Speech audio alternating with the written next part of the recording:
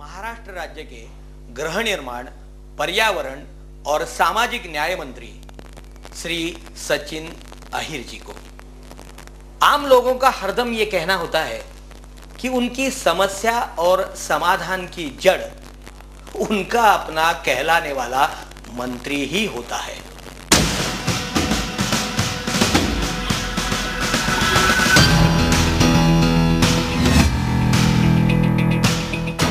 Sachin ji, TV 9 में आपका स्वागत है। बहुत बहुत शुक्रिया। गृह निर्माण की परिक्रमा में म्हाडा, एमएमआरडीए तथा मुंबई के खास बिल्डरों का प्रभाव हमेशा देखा जाता है। क्या ये बात सच है? देखिए, एक बात तो एक है कि जब एक विभाग का एक कार्यकाल होता है और एक विभाग में स्तर होता है तो उसको इस सब दायरों में लेकर काम करने की ज़रूरत पड़ती है। जहाँ तक कि म्हाडा का संबंध है, म्हाडा ने अपनी छवि को जो 10-20 सालों से इतना काम किया उसमें बड़े पैमाने पे सुधार लाया। लोगों को आज म्हाडा के ऊपर विश्वास आ रहा है। ज़रूर कुछ खामियां एसआरए के माध्यम से हो सकती है, म्हाडा के काम के बारे में हो सकती है, उसको दूर करने का काम हमने कहा है। हमारा ये स्पष्ट कहना है कि सभी बिल्डर चोर है या सभी बिल्डर गलत काम कर रहे हैं। अगर ऐसा हम करके अगर सोच के अगर हम काम करें तो मुझे लगता है कि इस मुंबई शहर को उभारने का काम भी कुछ अच्छे लोगों ने किया तो उनके ऊपर जाती होगी, न्याय होगा। लेकिन ये बात भी स्पष्ट है कि जो गलत काम करता है उनको भी कहाँ ना कहाँ तो भी उनकी जगह दिखाना जरूरी है। और मुझे ऐसा लगता है कि जब मैं मंत्री बना, पहले से ही आकर मैंने ये भूमिका ली कि जितने भी जो गैर कानूनी काम करने वाले लोग हैं इन लोगों को ब्लैकलिस्ट करना चाहिए, इनकी यादी डिफ़ॉल्टर यादी बोलकर तैयार करना चाहिए। ये बात कहने का काम बिना आपने या बिना किसी लोगों ने मेरे सामने रखने के पहले ही मैंने छेड़ने का काम किया। इसका मतलब ही ऐसा है कि जो ज़रूर अच्छा काम कर रहे होंगे उनको अच्छा साथ देने की बात होनी चाहिए, लेकिन जो गलत काम कर रहे हैं उनको उनके स्तर के ऊपर शिक्षा होने की भी जरूरत है। ठाणे में प्राइवेट बिल्डर के साथ फिर एक बार 1,60,000 मकान म्हाडा बना रही है। अब दावा यह है कि आम आदमी के लिए वो घर है, तो फिर उसमें प्राइवेट बिल्डर क्यों लिया गया? एक बात। दूसरी बात यह है कि प्राइवेट बिल्डर को 1.75 इतना एफएसआई गवर्नमेंट की तरफ से मिलता है, उसमें 75% एफएसआई जो रहता है वो म्हाडा का रहता है। बात यहाँ ही नहीं रुकती, तो वहाँ के जो कलेक्टर है उन्होंने इस पूरे स्कीम पर कई सवाल उठाए हैं और उनका ये कहना है कि ये स्कीम सिर्फ प्राइवेट बिल्डर के फायदे की है और सरकार इसमें पूरी तरह घाटे में है। लेकिन जहाँ तक कि हमारा मकसद है कि लो इनकम ग्रुप और LIG और MIG मिडिल इनकम ग्रुप के लोगों को घर की अवेलेबिलिटी हमको ज़्यादा से ज़्यादा करा के देना है। और ये अगर हम नहीं कर पाएँ तो लोगों को आज प्राइवेट बिल्डरों के पास जाना पड़ रहा है और उनके शिकंजों में फंसना पड़ रहा है। जो ज़मीन 100 रुपये की है उसका 400 रुपये पैसा देना पड़ता है और जो कीमत 1000 रुपये फुट की है उसको उनको 5-10 हज़ार रुपये देना पड़ रहा है।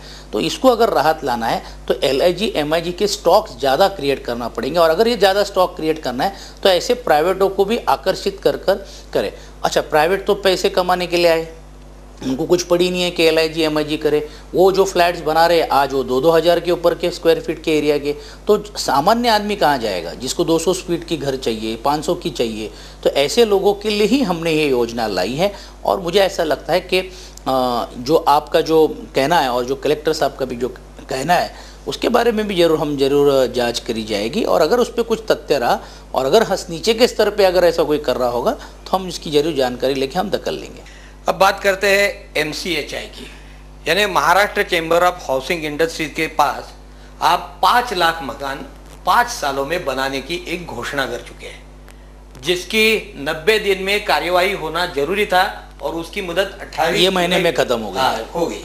तो उसके बारे में मुख्यमंत्री कुछ भी बात करने के लिए तैयार नहीं है। लेकिन आपने जिस तरह से कहा, यह बात जायज़ है कि 3 महीने के बीच में क्या हुआ नहीं हुआ इसके बारे में क्यों नहीं जानकारी लोगों के सामने आ रही है। मैंने खुद सो मोटिवली प्रोएक्टिवली 1 महीने पहले MCHI के जो भी पदाधिकारी थे उनसे मैंने फ़ोन पे बात की कि क्या हो रहा है, कि आपने जो आश्वासित किया था और राज्य शासन की तरह से अगर हमारी कोई दिक्कत है तो आप बताइए, या आपकी दिक्कत है क्या है ये तो एक मीटिंग अधिवेशन क्योंकि जारी था 28 जुलाई को ये डेट ख़त्म हो गई थी, उसके पहले हम लेने वाले थे लेकिन नहीं ले पाए। लेकिन अधिवेशन के 10-15 दिनों में हम इसके बारे में बैठक लेकर हम उचित कार्रवाई करेंगे।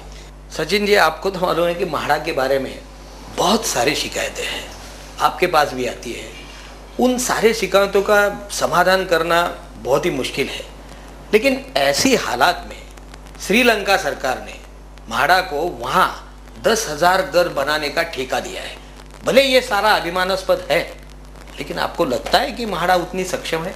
और आज मुंबई की ऐसी हालत हो गई कि ज़मीन के रिसोर्सेज कम हो गए और बड़े पैमाने के ऊपर लोगों की जो आने की जो आबादी जो है वो बढ़ते जा रही है और हर एक को एकोमोडेट नहीं कर रहे। इसलिए हमने निर्णय लिया और उस तरह से हम हमारी टीम जल्द से जल्द श्रीलंका में हम भेज रहे और पहले बार देश को अभिमान हो, मुंबई के तमाम और महाराष्ट्र के तमाम रहवासियों को अभिमान हो, उस तरह की स्कीम हम वहाँ बनाने की बात कर रहे हैं। लेकिन यहाँ डिसिप्लिन कब आएगी? नहीं, डिसिप्लिन जैसे मैंने कहा कि कुछ अगर चीज़ें सामने आती है और मैं आपको शिकरे जी विनंती करूंगा और TV9 के भी करूंगा और उनके सभी जो चीफ एडिटर्स हैं उनको करूंगा कि मेरा ऐसा कहना है कि आप जिस तरह से प्रोएक्टिवली इस सब विषय को देख रहे हैं, आप कुछ ऐसे 4-5 मुद्दे हमारे सामने रखिए। TV9 हम और गवर्नमेंट साथ में बैठकर ऐसे कुछ मुद्दों को न्याय दें और मुझे ऐसा लगता है कि थोड़ा पॉजिटिव थिंकिंग से अगर हम लोग दोनों मिलकर काम करें तो कुछ दिक्कतें जो ऐसे लोगों की आ रही है उसमें भी सुधारना लाने की तैयारी मैं आपके इस मंच के माध्यम से करने तैयार। और एक दिक्कत इसमें है कि म्हाडा 4,700 इको फ्रेंडली मकान बनाने पर तुला, जहाँ एक सोलर पैनल रहेंगे, वाटर हार्वेस्टिंग सिस्टम रहेगी, रिसाइकलिंग प्लान रहेगा और ये सारी जो सुविधाएं है ये आम आदमी अफोर्ड कर सकता है, ऐसा लगता है आपको? अगर दूर दृष्टिकोण से अगर हम देखेंगे तो इसका मैक्सिमम बेनिफिट ये वहाँ के सोसाइटी और वहाँ के रहवासियों को जाने वाला है, क्योंकि आगे बिजली की दिक्कत आने वाली है, पानी एक समस्या आप और हम सामने है करके, तो ये सब चीज़ें अगर हम करेंगे तो ज़रूर उसमें होगा, क्योंकि इसमें कॉस्ट फैक्टर या इको फ्रेंड इसके लिए, क्योंकि आपने देखा होगा कि अब बिल्डिंगें सिर्फ वर्टिकली जा रहे हैं, हॉरिजॉन्टिकली ये हो नहीं रहे। और जब इतना बड़ा हो रहा है कि आज कोई भी, जैसे SRA में हमने 225 का 269 लेने के, कोई भी बिल्डिंग 7 माले तक नहीं रही है, वो 7 की 14 हो रही है, कहाँ 20 हो रही है, कहाँ 22 हो रही है, हमको रिफ्यूजल फ्लोर्स देना पड़ रहे हैं, सब कुछ करना पड़ रहा है। तो कहने का मतलब है कि ये कॉस्ट फैक्टर भी है। अगर हमने फिर 7-14 माले की कल को अगर लिफ्ट में बिजली चली गई तो फिर क्या होगा, तो उसको बैकअप जनरेटर भी देना पड़ेगा। ये सब इक्विप करके हम इको हाउसिंग की भूमिका हम ले रहे हैं और जिसके कारण लॉन्ग टर्म सामान्य व्यक्ति को बेनिफिट मिले।